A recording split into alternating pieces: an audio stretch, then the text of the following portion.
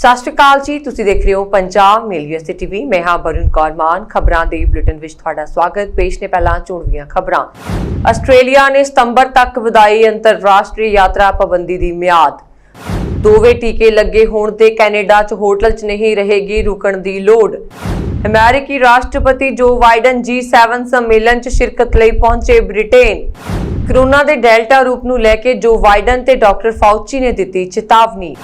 ਅਮਰੀਕੀ ਰਾਸ਼ਟਰਪਤੀ ਬਾਈਡਨ ਐਤਵਾਰ ਨੂੰ ਮਹਾਰਾਣੀ ਨਾਲ ਕਰਨਗੇ ਮੁਲਾਕਾਤ। ਗਾਜ਼ਾ ਨੂੰ ਸੁਧਾਰਨ ਲਈ ਜੋ ਬਾਈਡਨ ਨੇ ਅਪਣਾਈ ਟਰੰਪ ਪ੍ਰਸ਼ਾਸਨ ਨੀਤੀ। ਤੇ ਹੁਣ ਖਬਰਾਂ ਵਿਸਥਾਰ ਨਾਲ।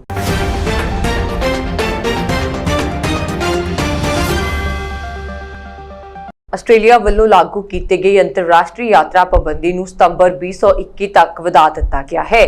ਇਸ ਤਰ੍ਹਾਂ ਬਾਇਓਸਿਕਿਉਰਿਟੀ ਐਮਰਜੈਂਸੀ ਪੀਰੀਅਡ ਵਿੱਚ ਵਿਸਥਾਰ ਹੋਇਆ ਹੈ। ਹੁਣ ਸਰਕਾਰ ਨੂੰ ਵਿਦੇਸ਼ੀ ਉਡਾਣਾਂ ਅਤੇ ਕਰੂਜ਼ ਸ਼ਿਪ ਤੇ ਪਾਬੰਦੀ ਲਗਾਉਣ ਦੀ ਸ਼ਕਤੀ ਮਿਲੀ ਹੈ।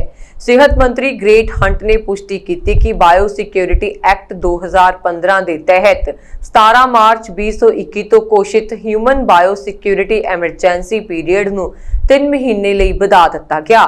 ਇਸ 17 ਜੂਨ 2021 ਤੱਕ ਖਤਮ ਹੋਣ ਵਾਲਾ ਸੀ, ਪਰ ਹੁਣ ਇਹ 17 ਸਤੰਬਰ 2021 ਤੱਕ ਲਾਗੂ ਰਹੇਗਾ। ਸਤੰਬਰ ਤੱਕ ਆਸਟ੍ਰੇਲੀਆ ਦੀਆਂ ਸਰਹੱਦਾਂ ਨੂੰ ਬੰਦ ਕੀਤੇ ਹੋਏ 1.5 ਸਾਲ ਪੂਰਾ ਹੋ ਜਾਵੇਗਾ। ਇਸ ਨੂੰ ਕੋਵਿਡ ਦੇ ਮੱਦੇਨਜ਼ਰ ਪਿਛਲੇ ਸਾਲ ਤੋਂ ਬੰਦ ਕੀਤਾ ਗਿਆ। ਦੂਜੇ ਪਾਸੇ ਦਸੰਬਰ 2021 ਤੱਕ ਸਾਰੇ ਆਸਟ੍ਰੇਲੀਆਈ ਨਾਗਰਿਕਾਂ ਦੇ ਟੀਕਾਕਰਨ ਦੇ ਉਦੇਸ਼ ਨਾਲ ਹਾਲੇ ਦੇਸ਼ ਕਾਫੀ ਪਿੱਛੇ ਚੱਲ ਰਿਹਾ ਹੈ। ਹੰਟ ਦੇ ਦਫ਼ਤਰ ਵੱਲੋਂ ਜਾਰੀ ਇੱਕ ਬਿਆਨ ਵਿੱਚ ਕਿਹਾ ਗਿਆ ਹੈ ਕਿ ਯਾਤਰਾ ਪਾਬੰਦੀ ਆਸਟ੍ਰੇਲੀਆਈ ਸਿਹਤ ਸੁਰੱਖਿਆ ਪ੍ਰਧਾਨ ਕਮੇਟੀ ਅਤੇ ਰਾਸ਼ਟਰਮੰਡਲ ਮੁੱਖ ਮੈਡੀਕਲ ਅਧਿਕਾਰੀ ਵੱਲੋਂ ਦਿੱਤੀ ਗਈ ਮਾਹਰ ਮੈਡੀਕਲ ਅਤੇ ਮਹਾਮਾਰੀ ਵਿਗਿਆਨ ਸਲਾਹ ਤੇ ਲਗਾਈ ਗਈ ਹੈ। AHPPC ਨੇ ਕਿਹਾ ਕਿ ਅੰਤਰਰਾਸ਼ਟਰੀ ਕੋਵਿਡ ਸਥਿਤੀ ਹਾਲੇ ਵੀ ਚਿੰਤਾਜਨਕ ਹੈ, ਇਸ ਲਈ ਪਾਬੰਦੀ ਮਿਆਦ ਵਿੱਚ ਵਿਸਥਾਰ ਕੀਤਾ ਜਾਵੇਗਾ। ਆਸਟ੍ਰੇਲੀਆ ਵਿੱਚ ਇਸ ਗੱਲ ਦੀ ਚਰਚਾ ਹੈ ਕਿ ਸਰਕਾਰ ਪੂਰੀ ਤਰ੍ਹਾਂ ਟੀਕਾਕਰਨ ਕਰਵਾਏ ਆਸਟ੍ਰੇਲੀਆਈ ਨਾਗਰਿਕਾਂ ਲਈ ਇੱਕ ਪਾਇਲਟ ਪ੍ਰੋਗਰਾਮ ਚਲਾਉਣ ਵਾਲੀ ਹੈ। ਇਸ ਦਾ ਉਦੇਸ਼ ਅਗਸਤ ਤੋਂ ਟੀਕਾਕਰਨ ਕਰਵਾ ਚੁੱਕੇ ਲੋਕਾਂ ਨੂੰ ਵਿਦੇਸ਼ ਯਾਤਰਾ ਦੀ ਆਗਿਆ ਦੇਣਾ ਹੈ। ਭਾਵੇਂ ਕਿ ਇਸ ਯੋਜਨਾ ਦੇ ਤਹਿਤ ਨਾਗਰਿਕਾਂ ਨੂੰ ਕੁਝ ਚੁਣੇ ਹੋਏ ਦੇਸ਼ਾਂ ਦੀ ਯਾਤਰਾ ਦੀ ਆਗਿਆ ਹੋਵੇਗੀ। ਇਸ ਵਿੱਚ ਘੱਟ ਖਤਰੇ ਵਾਲੇ ਡੈਸਟੀਨੇਸ਼ਨ ਸ਼ਾਮਲ ਹੋਣਗੇ। ਕੈਨੇਡਾ ਸਰਕਾਰ ਵੱਲੋਂ ਐਲਾਨ ਕੀਤਾ ਗਿਆ ਹੈ ਕਿ ਦੇਸ਼ ਵਿੱਚ ਵਿਦੇਸ਼ਾਂ ਤੋਂ ਪਹੁੰਚ ਰਹੇ ਮੁਸਾਫਰਾਂ ਨੂੰ 3 ਦਿਨ ਹੋਟਲ ਵਿੱਚ ਰੁਕਣ ਤੋਂ ਛੋਟ ਦਿੱਤੀ ਜਾਵੇਗੀ। ਸਰਕਾਰੀ ਮਾਮਲਿਆਂ ਦੇ ਮੰਤਰੀ ਡੋਮਿਨਿਕ ਲੇਬਲਾਂਕ ਨੇ ਦੱਸਿਆ ਕਿ ਕੈਨੇਡਾ ਦੇ ਉਹ ਨਾਗਰਿਕ PR ਤੇ ਕੈਨੇਡਾ ਵਿੱਚ ਦਾਖਲ ਹੋਣ ਦੀ ਆਗਿਆ ਵਾਲੇ ਮੁਸਾਫਰ ਜਿਨ੍ਹਾਂ ਨੂੰ ਕੋਵਿਡ ਵੈਕਸੀਨ ਦੇ ਦੋਵੇਂ ਟੀਕੇ ਲੱਗ ਚੁੱਕੇ ਨੇ, ਉਹਨਾਂ ਨੂੰ ਅਗਲੇ ਮਹੀਨੇ ਦੇ ਸ਼ੁਰੂ ਤੋਂ ਇਹ ਸਹੂਲਤ ਮਿਲਣੀ ਸ਼ੁਰੂ ਹੋ ਜਾਵੇਗੀ। ਸਿਹਤ ਮੰਤਰੀ ਪੈਟੀ ਹਾਜੂ ਨੇ ਆਖਿਆ, ਇਹ ਛੋਟ ਉਹੀ ਲੋਕ ਪ੍ਰਾਪਤ ਕਰ ਸਕਣਗੇ ਜਿਨ੍ਹਾਂ ਨੇ ਵੈਕਸੀਨ ਦੀ ਦੂਸਰੀ ਖੁਰਾਕ ਉਡਾਣ ਤੋਂ ਘੱਟੋ-ਘੱਟ 14 ਦਿਨ ਪਹਿਲਾਂ ਲਗਵਾਈ ਹੋਵੇਗੀ। ਪਰ ਕੈਨੇਡਾ ਜਾਣ ਵਾਲੇ ਜਹਾਜ਼ ਵਿੱਚ ਬੈਠਣ ਤੋਂ ਪਹਿਲਾਂ ਕੋਵਿਡ ਟੈਸਟ ਕਰਵਾਉਣਾ ਅਤੇ ਕੈਨੇਡੀਅਨ ਹਵਾਈ ਅੱਡੇ ਅੰਦਰ ਪੁੱਜ ਕੇ ਟੈਸਟ ਕਰਾਉਣਾ ਲਾਜ਼ਮੀ ਰਹੇਗਾ। ਇਸ ਦੇ ਨਾਲ ਹੀ 21 ਜੂਨ ਤੋਂ ਬਾਅਦ ਕੈਨੇਡਾ ਤੇ ਅਮਰੀਕਾ ਵਿਚਕਾਰ ਵੀ ਸਰਹੱਦ ਪੜਾਅਵਾਰ ਖੁੱਲਣ ਦੀ ਸੰਭਾਵਨਾ ਬਣੀ ਹੋਈ ਹੈ। ਅਮਰੀਕਾ ਦੇ ਰਾਸ਼ਟਰਪਤੀ ਜੋ ਬਾਈਡਨ ਕੋਰਨਵਾਲ ਵਿੱਚ G7 ਸੰਮੇਲਨ 'ਚ ਸ਼ਮੂਲੀਅਤ ਕਰਨ ਦੇ ਮੰਤਵ ਨਾਲ ਬ੍ਰਿਟੇਨ ਪਹੁੰਚੇ। ਜੋ ਬਾਈਡਨ ਆਪਣੀ ਪਤਨੀ ਜਿਲ ਬਾਈਡਨ ਨਾਲ ਆਪਣੀ ਜਹਾਜ਼ 에ਅਰ ਫੋਰਸ ਰਾਹੀਂ ਪਹੁੰਚੇ ਅਤੇ ਇਹ ਅਮਰੀਕਾ ਰਾਸ਼ਟਰਪਤੀ ਵਜੋਂ ਉਹਨਾਂ ਦੀ ਪਹਿਲੀ ਸਰਕਾਰੀ ਵਿਦੇਸ਼ ਯਾਤਰਾ ਹੈ। ਉਹ G7 ਸੰਮੇਲਨ ਅਤੇ ਨਾਟੋ ਮੰਤਰੀ ਮੰਡਲ ਦੀ ਯਾਤਰਾ ਤੋਂ ਬਾਅਦ ਵਲਾਦੀਮੀਰ ਪੁਤਿਨ ਨਾਲ ਗੱਲਬਾਤ ਲਈ ਮਾਸਕੋ ਜਾਣਗੇ। UK ਦੇ ਪ੍ਰਧਾਨ ਮੰਤਰੀ ਬੋਰਿਸ ਜੌਨਸਨ ਵੀ ਕੋਰਨਵਾਲ ਪਹੁੰਚ ਚੁੱਕੇ ਹਨ। ਰਾਸ਼ਟਰਪਤੀ ਜੋ ਬਾਈਡਨ ਅਨੁਸਾਰ ਉਹਨਾਂ ਦੀ ਇਸ ਯਾਤਰਾ ਨਾਲ ਅਮਰੀਕਾ ਦੇ ਹੋਰ ਦੇਸ਼ਾਂ ਅਤੇ UK ਨਾਲ ਸੰਬੰਧ ਮਜ਼ਬੂਤ ਹੋਣਗੇ। ਇਸ ਸੰਮੇਲਨ ਦੇ ਖਤਮ ਹੋਣ ਤੋਂ ਬਾਅਦ ਰਾਸ਼ਟਰਪਤੀ ਅਤੇ ਪਹਿਲੀ ਔਰਤ ਵਿੰਡਸਰ ਕੈਸਲ ਵਿਖੇ ਮਹਾਰਾਣੀ ਐਲਿਜ਼ਾਬੈਥ ਨਾਲ ਵੀ ਮੁਲਾਕਾਤ ਕਰਨਗੇ। ਇਸ ਤੋਂ ਇਲਾਵਾ ਪ੍ਰਧਾਨ ਮੰਤਰੀ ਜੌਨਸਨ ਵੀ ਸਿਖਰ ਸੰਮੇਲਨ ਦੇ ਮੈਂਬਰ ਦੇਸ਼ਾਂ ਨੂੰ ਅਗਲੇ ਸਾਲ ਦੇ ਅੰਤ ਤੱਕ ਵਿਸ਼ਵ ਭਰ ਵਿੱਚ ਕੋਰੋਨਾ ਟੀਕੇ ਲਗਾਉਣ ਵਿੱਚ ਮਦਦ ਲਈ ਤਾਕੀਦ ਕਰਨਗੇ। ਅਮਰੀਕਾ ਦੇ ਰਾਸ਼ਟਰਪਤੀ ਜੋ ਬਾਈਡਨ ਅਤੇ ਉਹਨਾਂ ਦੇ ਮੁੱਖ ਸਲਾਹਕਾਰ ਡਾਕਟਰ ਐਂਥਨੀ ਫਾਊਚੀ ਨੇ ਚੇਤਾਵਨੀ ਦਿੱਤੀ ਹੈ ਕਿ ਕੋਰੋਨਾ ਵਾਇਰਸ ਦਾ ਡੈਲਟਾ ਰੂਪ ਬਹੁਤ ਹੀ ਖਤਰਨਾਕ ਹੈ ਅਤੇ ਬ੍ਰਿਟੇਨ ਵਿੱਚ 12 ਤੋਂ 20 ਸਾਲ ਦੇ ਲੋਕਾਂ 'ਚ ਤੇਜ਼ੀ ਨਾਲ ਫੈਲ ਰਿਹਾ ਹੈ। ਵਿਸ਼ਵ ਸਿਹਤ ਸੰਗਠਨ ਨੇ ਹਾਲ ਹੀ 'ਚ ਕਿਹਾ ਕਿ ਕੋਵਿਡ-19 ਦਾ ਡੈਲਟਾ ਰੂਪ ਸਭ ਤੋਂ ਪਹਿਲਾਂ ਭਾਰਤ ਅਕਤੂਬਰ ਵਿੱਚ ਆਇਆ ਸੀ ਅਤੇ ਹੁਣ 62 ਦੇਸ਼ਾਂ 'ਚ ਫੈਲ ਗਿਆ ਹੈ। ਬਾਈਡਨ ਨੇ ਟਵੀਟ ਕੀਤਾ, ਕੋਰੋਨਾ ਦਾ ਬਹੁਤ ਖਤਰਨਾਕ ਰੂਪ ਡੈਲਟਾ ਬਹੁਤ ਜ਼ਿਆਦਾ ਛੂਤ ਵਾਲਾ UK 'ਚ 12 ਤੋਂ 20 ਸਾਲ ਦੇ ਲੋਕਾਂ 'ਚ ਬਹੁਤ ਤੇਜ਼ੀ ਨਾਲ ਫੈਲ ਰਿਹਾ ਹੈ। ਜੇ ਤੁਸੀਂ ਅਜੇ ਟੀਕਾ ਨਹੀਂ ਲਗਾਇਆ ਤਾਂ ਇਸ ਨੂੰ ਪ੍ਰਾਪਤ ਕਰਨ ਦਾ ਸਮਾਂ ਆ ਗਿਆ ਹੈ। Institute of allergy and infection ਰੋਗਾਂ ਦੇ ਡਾਇਰੈਕਟਰ ਡਾਕਟਰ ਫੌਚੀ ਨੇ ਕਿਹਾ ਕਿ ਅਮਰੀਕਾ 'ਚ ਵਧੇਰੇ ਮਾਮਲਿਆਂ 'ਚ ਡੈਲਟਾ ਰੂਪ ਪਾਇਆ ਗਿਆ ਹੈ ਅਤੇ ਅਸਲ ਗਿਣਤੀ ਵਧੇਰੇ ਹੋ ਸਕਦੀ ਹੈ। ਰਾਸ਼ਟਰਪਤੀ ਜੋ ਬਾਈਡਨ ਐਤਵਾਰ ਨੂੰ ਵਿੰਡਸਰ ਕੈਸਲ 'ਚ ਮਹਾਰਾਣੀ ਐਲਿਜ਼ਾਬੈਥ ਨਾਲ ਮੁਲਾਕਾਤ ਕਰਨ ਪਹੁੰਚਣਗੇ।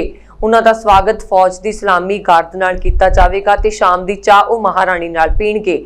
ਮਹਾਰਾਣੀ ਐਤਵਾਰ ਨੂੰ ਰਾਸ਼ਟਰਪਤੀ ਬਾਈਡਨ ਅਤੇ ਪਹਿਲੀ ਅਮਰੀਕੀ ਔਰਤ ਜਿਲ ਬਾਈਡਨ ਦੀ ਮੇਜ਼ਬਾਨੀ ਕਰਨਗੇ। ਇਸ ਤੋਂ ਪਹਿਲਾਂ ਬਾਈਡਨ ਜੋੜਾ ਦੱਖਣੀ ਪੱਛਮੀ ਇੰਗਲੈਂਡ ਦੇ ਕਾਰਨਵਾਲ 'ਚ G7 ਸਿਖਰ ਸੰਮੇਲਨ 'ਚ ਹਿੱਸਾ ਲਵੇਗਾ।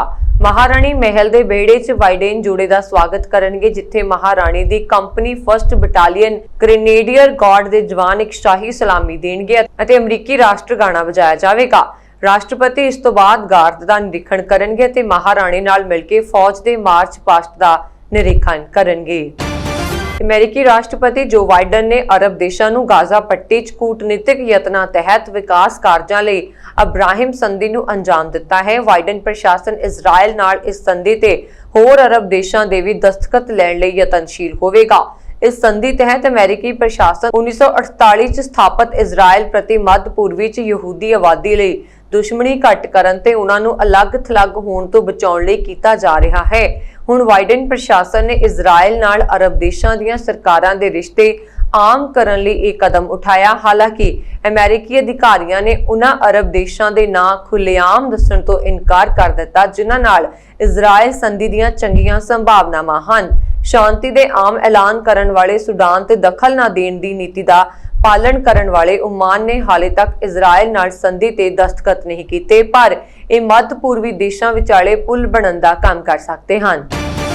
ਅਮਰੀਕੀ ਰਾਸ਼ਟਰਪਤੀ ਜੋ ਬਾਈਡਨ ਨੇ ਟਿਕਟੌਕ, ਵੀਚੈਟ ਅਤੇ 8 ਹੋਰ ਐਪਸ ਤੋਂ ਰੋਕ ਹਟਾਉਣ ਦੇ ਹੁਕਮ ਜਾਰੀ ਕੀਤੇ ਨੇ। ਇਹਨਾਂ ਐਪਸ ਤੇ ਰੋਕਾਂ ਵਾਲੇ ਹੁਕਮਾਂ ਉੱਪਰ ਤਤਕਾਲੀ ਰਾਸ਼ਟਰਪਤੀ ਡੋਨਾਲਡ ਟਰੰਪ ਨੇ ਦਸਤਖਤ ਕੀਤੇ ਸਨ। ਵਾਈਟ ਹਾਊਸ ਮੁਤਾਬਿਕ ਬਾਈਡਨ ਵੱਲੋਂ ਜਾਰੀ ਨਵੇਂ ਹੁਕਮਾਂ 'ਚ ਵਣਜ ਵਿਭਾਗ ਨੂੰ ਨਿਰਦੇਸ਼ ਦਿੱਤੇ ਗਏ ਹਨ ਕਿ ਉਹ ਐਪਸ ਦਾ ਅਧਿਐਨ ਕਰਕੇ ਉਹਨਾਂ ਦੇ ਅਮਰੀਕਾ ਤੇ ਪੈਣ ਵਾਲੇ ਅਸਰ ਬਾਰੇ ਢੁਕਵੀਂ ਕਾਰਵਾਈ ਕਰਨ। ਹੁਕਮਾਂ 'ਚ ਵੀ ਕਿਹਾ ਗਿਆ ਹੈ ਕਿ ਵਿਭਾਗ ਅਮਰੀਕੀਆਂ ਦੇ ਨਿੱਜੀ ਡੇਟਾ ਦੀ ਸੁਰੱਖਿਆ ਬਾਰੇ ਰਿਪੋਰਟ ਦਾ ਖਰੜਾ ਤਿਆਰ ਕਰੇ। ਟਰੰਪ ਨੇ ਕੌਮੀ ਸੁਰੱਖਿਆ ਨੂੰ ਖਤਰੇ ਦਾ ਹਵਾਲਾ ਦੇ ਕੇ ਨਵੇਂ ਵਰਤੋਂਕਾਰਾਂ ਨੂੰ ਟਿਕਟੌਕ ਅਤੇ ਵੀਚੈਟ ਡਾਊਨਲੋਡ ਕਰਨ ਤੇ ਪਾਬੰਦੀ ਲਾਉਣ ਦੇ ਹੁਕਮ ਦਿੱਤੇ ਸਨ, ਪਰ ਉਸਦੇ ਹੁਕਮਾਂ ਤੇ ਸੰਘੀ ਜ਼ਿਲ੍ਹਾ ਅਦਾਲਤ ਨੇ ਰੋਕ ਲਗਾ ਦਿੱਤੀ ਸੀ, ਜਿਸ ਕਾਰਨ ਇਹ ਹੁਕਮ ਲਾਗੂ ਨਹੀਂ ਹੋਏ ਸਨ। ਅਮਰੀਕਨ ਸਿਵਲ ਲਿਬਰਟੀਜ਼ ਯੂਨੀਅਨ ਨੇ ਇਸ ਕਦਮ ਦਾ ਸਵਾਗਤ ਕਰਦਿਆਂ ਕਿਹਾ ਕਿ ਰਾਸ਼ਟਰਪਤੀ ਬਾਈਡਨ ਨੇ ਟਰੰਪ ਸਰਕਾਰ ਦੇ ਕਾਰਜਕਾਰੀ ਹੁਕਮਾਂ ਨੂੰ ਰੱਦ ਕਰਕੇ ਸਹੀ ਕਦਮ ਉਠਾਇਆ ਹੈ, ਜੋ ਇਹਨਾਂ ਐਪਸ ਦੇ ਵਰਤੋਂਕਾਰਾਂ ਦੇ ਹੱਕਾਂ ਦੀ ਉਲੰਘਣਾ ਸੀ। ਪੰਜਾਬੀ ਮੂਲ ਦੇ ਟਰੱਕ ਡਰਾਈਵਰ ਵਾਸੀ ਕੈਲਗਰੀ ਕੋਲੋਂ USA customs and border protection ਮਹਿਕਮੇ ਨੇ ਕੇਲੇ ਦੇ ਭਰੇ ਟਰੱਕ 'ਚੋਂ 211 ਪੌਂਡ ਕੋਕੀਨ ਫੜੀ ਹੈ। ਛਾਣਬੀਣ ਕਰਨ ਉਪਰੰਤ ਦੋਸ਼ੀ ਦੀ ਪਛਾਣ ਗੁਰਪਾਲ ਸਿੰਘ ਗਿੱਲ ਉਮਰ 39 ਸਾਲ ਵਜੋਂ ਹੋਈ। ਅਮਰੀਕਾ ਦੀ ਮੁਸਲਿਮ ਸਾਂਸਦ ਇਲਹਾਨ ਉਮਰ ਦੇ ਇੱਕ ਬਿਆਨ ਨਾਲ ਹੰਗਾਮਾ ਖੜਾ ਹੋ ਗਿਆ। ਪ੍ਰਤੀਨਿਧੀ ਸਭਾ ਦੀ ਮੈਂਬਰ ਇਲਹਾਨ ਨੇ ਅਮਰੀਕਾ ਅਤੇ ਇਜ਼ਰਾਈਲ ਦੀ ਤੁਲਨਾ ਤਾਲਿਬਾਨ ਅਤੇ ਹਮਾਸ ਨਾਲ ਕਰ ਦਿੱਤੀ। ਇਸ ਨਾਲ ਯਹੂਦੀ ਧੜੇ ਭੜਕ ਪਏ ਹਨ। ਪ੍ਰਤੀਨਿਧੀ ਸਭਾ ਵਿੱਚ 25 ਵਿੱਚੋਂ 12 ਯਹੂਦੀ ਸਾਂਸਦਾਂ ਨੇ ਕਿਹਾ ਕਿ ਇਲਹਾਨ ਦੇ ਇਸ ਬਿਆਨ ਨਾਲ ਅੱਤਵਾਦੀਆਂ ਨੂੰ ਸੁਰੱਖਿਆ ਮਿਲ ਜਾਵੇਗੀ। ਯਹੂਦੀ ਸਾਂਸਦਾਂ ਨੇ ਇਲਹਾਨ ਤੋਂ ਉਹਨਾਂ ਦੇ ਬਿਆਨ ਤੇ ਸਫਾਈ ਮੰਗੀ ਹੈ। ਅਮਰੀਕੀ ਸਾਂਸਦ ਬ੍ਰੈਡ ਸਨਾਈਡਰ ਨੇ ਕਿਹਾ, ਅਮਰੀਕਾ ਅਤੇ ਇਜ਼ਰਾਈਲ ਦੀ ਤੁਲਨਾ ਹਮਾਸ ਅਤੇ ਤਾਲਿਬਾਨ ਨਾਲ ਕਰਨਾ ਅਪਮਾਨਜਨਕ ਹੈ ਅਤੇ ਇਹ ਗਲਤ ਦਿਸ਼ਾ ਵਿੱਚ ਕੀਤੀ ਗਈ ਹੈ। ਉਹਨਾਂ ਨੇ ਕਿਹਾ ਕਿ ਕਾਨੂੰਨ ਵੱਲੋਂ ਸ਼ਾਸਤ ਲੋਕਤੰਤਰ ਦੀ ਤੁਲਨਾ ਅੱਤਵਾਦ ਵਿੱਚ ਮੌਜੂਦ ਸ਼ਾਮਲ ਘਿਨਾਉਣੇ ਸਮੂਹ ਨਾਲ ਕਰਨਾ ਸਹੀ ਨਹੀਂ। ਬਿਆਨ ਵਿੱਚ ਅੱਗੇ ਕਿਹਾ ਗਿਆ ਕਿ ਹੋਰ ਲੋਕਤੰਤਰਾਂ ਦੀ ਤਰ੍ਹਾਂ ਅਮਰੀਕਾ ਅਤੇ ਇਜ਼ਰਾਈਲ ਦੋਸ਼ਪੂਰਨ ਹੋ ਸਕਦੇ ਨੇ ਅਤੇ ਆਲੋਚਨਾ ਦੇ ਹੱਕਦਾਰ ਹੋ ਸਕਦੇ ਨੇ, ਪਰ ਗਲਤ ਤੁਲਨਾ ਅੱਤਵਾਦੀਆਂ ਨੂੰ ਸ਼ਰਨ ਦੇਵੇਗੀ। ਸਾਂਸਦ ਬ੍ਰੈਡ ਨੇ ਕਿਹਾ ਕਿ ਅਸੀਂ ਇਲਹਾਨ ਨੂੰ ਅਪੀਲ ਕਰਦੇ ਹਾਂ ਕਿ ਉਹ ਅਮਰੀਕਾ ਅਤੇ ਇਜ਼ਰਾਈਲ ਦੀ ਤੁਲਨਾ ਹਸਾਸ ਅਤੇ ਤਾਲਿਬਾਨ ਨਾਲ ਕਰਨ ਤੇ ਸਪਸ਼ਟੀਕਰਨ ਦੇਵੇ। ਇਹ ਬਿਆਨ ਅਜਿਹੇ ਸਮੇਂ ਤੇ ਆਇਆ ਹੈ ਜਦੋਂ ਯਹੂਦੀ ਡੈਮੋਕ੍ਰੈਟਿਕ ਨੇਤਾਵਾਂ ਨੇ ਇੱਕ ਬੈਠਕ ਕੀਤੀ। ਇਸ ਤੋਂ ਪਹਿਲਾਂ ਇਲਹਾਨ ਨੇ ਟਵੀਟ ਕਰਕੇ ਕਿਹਾ ਸੀ ਕਿ ਮਨੁੱਖਤਾ ਖਿਲਾਫ ਅਪਰਾਧ ਦੇ ਪੀੜਤਾਂ ਨਾਲ ਇੱਕ ਤਰ੍ਹਾਂ ਦੀ ਜਵਾਬਦੇਹੀ ਅਤੇ ਨਿਆਂ ਹੋਣਾ ਚਾਹੀਦਾ ਹੈ। ਅਸੀਂ ਅਮਰੀਕਾ, ਹਮਾਸ, ਇਜ਼ਰਾਈਲ, ਅਫਗਾਨਿਸਤਾਨ ਅਤੇ ਤਾਲਿਬਾਨ ਵੱਲੋਂ ਕੀਤੇ ਗਏ ਕਲਪਨਾਯੋਗ ਅਤਿਆਚਾਰ ਨੂੰ ਦੇਖਿਆ ਹੈ। ਮੁਲਕ ਦੇ ਕੇਂਦਰੀ ਮੈਂਡਲੇ ਖਿੱਤੇ ਵਿੱਚ ਇੱਕ ਫੌਜੀ ਜਹਾਜ਼ ਹਾਦਸਾਗ੍ਰਸਤ ਹੋਣ ਕਾਰਨ ਘੱਟੋ-ਘੱਟ 12 ਜਾਣਿਆਂ ਦੀ ਮੌਤ ਹੋ ਗਈ, ਜਿਨ੍ਹਾਂ ਵਿੱਚ ਇੱਕ ਬਜ਼ੁਰਗ ਭਿਕਸ਼ੂ ਵੀ ਸ਼ਾਮਲ ਸੀ। ਇਹ ਜਹਾਜ਼ ਰਾਜਧਾਨੀ ਨਿਆਪੀਤਾਤੋਪੀਆਨ ਉਲਾਵਨ ਜਾ ਰਿਹਾ ਸੀ। ਇਸ ਹਾਦਸੇ ਵਿੱਚ 2 ਜਾਣਿਆਂ ਦਾ ਬਚਾਅ ਹੋ ਸਕਿਆ। ਇਹ ਜਹਾਜ਼ 6 ਫੌਜੀਆਂ, 2 ਭਿਕਸ਼ੂਆਂ ਤੇ 6 ਸ਼ਰਧਾਲੂਆਂ ਨੂੰ ਇੱਕ ਨਵੇਂ ਮੱਠ ਦਾ ਨੀਂਹ ਪੱਥਰ ਰੱਖਣ ਸੰਬੰਧੀ ਕਰਵਾਏ ਗਏ ਸਮਾਗਮ ਵਿੱਚ ਹਿੱਸਾ ਲੈਣ ਲਈ ਲਿਜਾ ਰਿਹਾ ਸੀ। ਹਾਦਸੇ ਵਿੱਚ ਮਾਰਿਆ ਗਿਆ ਬੋਧੀ ਭਿਕਸ਼ੂ ਜੇ ਕੋਨ ਮੱਠ ਦਾ ਮੁਖੀ ਸੀ। ਮੰਨਿਆ ਜਾਂਦਾ है कि लगभग 90 साल ਦੇ ਸੀ ਤੇ 2 फरवरी ਨੂੰ ਉਹਨਾਂ ਨੇ ਸੱਤਾਧਾਰੀ ਸੀਨੀਅਰ ਜਨਰਲ ਮਿਨ ਆਂਗ ਹੈਲੈਂਗ ਦੀ ਮੇਜ਼ਬਾਨੀ ਕੀਤੀ ਸੀ। ਅਗਲੇ ਹੀ ਦਿਨ ਫੌਜ ਨੇ ਦੇਸ਼ ਦੀ ਚੁਣੀ ਹੋਈ ਆਗੂ ਆਂਗ ਸਾਨ ਸੂ ਕੀ ਤੋਂ ਸੱਤਾ ਹਥਿਆ ਲਈ ਸੀ। ग्लोबल पद्धर ते फैली कोरोना महामारी तो बचाव लई ज्यादातर देशों ने अंतरराष्ट्रीय यात्रा ते पाबंदी लाई हुई है। भारत विच फैली कोरोना लाग दी दूजी लहर का भयानक असर देख के दूजे देश चिंता विच ने। इस दे तहत ही आस्ट्रेलिया सरकार वालों भारत तो आने वाले लोगों को एक नजरबंदी कैंप विच कैद करने की तैयारी की जा रही है। आस्ट्रेलिया के एक सरकारी बुलारे के हवाले ने दस्सिया कि आस्ट्रेलिया भारत तो परतन वाले यात्रियों को क्रिसमस टापू ते एक हिरासत केंद्र विच रखण ते विचार कर रहा है। Christmas island immigration reception and processing centre का निर्माण आस्ट्रेलियाई सरकार ने किया सी। इस नजरबंदी केंद्र की वरतों गैर कानूनी प्रवासियों अते शरण चाहण वाले लोगों को रखण लई की जा रही है। नोबल इनाम जेतू मलाल यूसुफजई नूं पाकिस्तान विच फिर धमकियां दित्तियां जा रहीआं हन। फैशन मैगजीन वोग विच विआह नूं लैके दित्ते बयान की वजह नाल कट्टड़पंथी उन्हां नाल नाराज ने। इंज ही एक मौलवी ने मलाल ते आत्मघाती हमले की धमकी दे दित्ती, जिस तो बाद उसनूं गिरफ्तार कर लिया गया। दूजे पासे सोशल मीडिया ते भी पिछले कई दिनों तो लोग मलाला नूं ट्रोल कर रहे ने। पिछले दिनी वोग नूं दित्ते इंटरव्यू विच मलाला ने विआह नूं लैके एक सवाल दे जवाब विच कहा सी, मैं अजे भी नहीं समझ सकी हाँ कि लोकां नूं विआह क्यों कराउणा पैंदा है। जेकर तुसीं किसी व्यक्ति नूं जीवन विच चाहुंदे हो तां पेपर ते साइन क्यों करना पैंदा है। ये सिर्फ पार्टनरशिप क्यों नहीं हो सकती। पाकिस्तान विच कई लोग इसनूं इस्लाम दीआं मानतावां दे खिलाफ दस रहे ने। इस विच खैबर पख्तूनख्वा दे लकी मरवात जिले विच एक मौलवी ने नोबल जेतू ते हमले की धमकी दे दी। मौलवी मुफ्ती सरदार अली हकानी नूं गिरफ्तार कर लिया गया। उसके खिलाफ अतवाद रोकू कानून के तहत मुकदमा दर्ज किया गया। पाकिस्तान के कब्जे वाल कश्मीर मतलब POK के सीनियर चोण अधिकारी ने विधान सभा चोणां 25 जुलाई नूं कराउण दी घोषणा की। भावे कि कोरोना वायरस इन्फैक्शन मुड़ तो फैलण के खतरे के कारण चोणां नूं 2 महीने लिए टालण की अपील की जा रही सी। पिछले साल पाकिस्तान ने गिलगित बाल्टिस्तान विच विधान सभा चोणां करवाईयां सन। भारत ते गिलगित बाल्टिस्तान विच चोणां कराउण दे फैसले लई पाकिस्तान की आलोचना की सी अते कहा सी कि मिलिटरी कब्जे विच वाले खेतर की स्थिति नूं बदलण लई किसी भी कार्रवाई का कोई कानूनी आधार नहीं है। मुख्य चोण कमिश्नर अब्दुल राशिद सुलहेरिया ने मकबूजा कश्मीर POK की राजधानी मुजफ्फराबाद विच एक पत्रकार सम्मेलन विच चोण प्रोग्राम की घोषणा की। POK चोण कमिशन के प्रमुख सुलहेरिया ने कहा POK के लोग 25 जुलाई नूं अपने वोट के अधिकार की वरतों चंगे शासन की स्थापना लई करनगे। उन्होंने कहा कि उम्मीदवार 21 जून तक अपनी नामजदगी पत्र भर सकते हैं अते आखिरी सूची 3 जुलाई नूं जारी की जाएगी। पाकिस्तान के एक टीवी ते बहस दौरान पाकिस्तान तहरीके इंसाफ पार्टी की आगू फिरदौस आशिक अवान ते PPP पार्टी के आगू अब्दुल कादिर खान मंदोखेल विचकार हथोपाई हो गई। ये वीडियो सोशल मीडिया ते खूब वायरल हो रही है, जिस विच इमरान खान की करीबी नेता डॉक्टर फिरदौस अते मंदोखेल विचकार हथोपाई देखी जा सकती है। फिरदौस आशिक अवान ने टीवी बहस दौरान मंदोखेल नूं थप्पड़ मार दिता। टीवी प्रोग्राम विच दोवां आगुआं नूं भ्रिष्टाचार मुद्दे ते चर्चा लई सद्दिया गया सी, जिस दौरान दोहां विच तिखी बहस हो गई। PPP आगू मंदोखेल ने जो संसद मैंबर भी हैं ने फिरदौस अवान ते भ्रिष्टाचार के सीधे इल्जाम लाने शुरू कर दिते। इससे अवान भड़क उठी। फिरदौस आशिक अवान इमरान खान की विशेष सहायक रह चुकी है अते फिलहाल वो पाकिस्तान के पंजाब सूबे के CM की विशेष सहायक है। पाकिस्तानी असैंबली नूं कुलभूषण यादव मामले विच प्रभावी समीक्षा ते मुड़ विचार करने का निर्देश दिता, जिस तो बाद हुण पाकिस्तानी नैशनल असैंबली ने कुलभूषण यादव नूं अपील का अधिकार देने वाले एक बिल नूं पास कर दिता।